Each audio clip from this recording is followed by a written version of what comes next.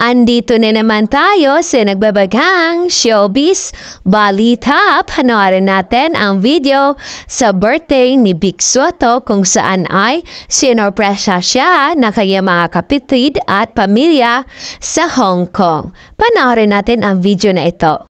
Nag-upload si Pauline Luna sa kanyang IG story at account kung saan ay binahaging niya sa kanyang mga fans ang pagbakasyon nila ang pamilya nila Vic at mga kapatid nito at mga anak sa bansang Hong Kong. At doon nga celebrate ni Vic Soto ang kanyang birthday. Pero di nga inaasahan niya ay pumunta doon ang kanyang mga kapatid kung saan ay sinorpresa siya sa kanyang birthday. At napaiyak nga si Vic dahil manakasama niya ang kanyang mga kapatid. Panoorin natin ang kabuuan na sabing video sa pagbakasyon ng pamilya Soto sa Hong Kong at pamamasyal nila sa Hong Kong Disneyland at huwag kalimutang maglagay ng komento sa video na ito.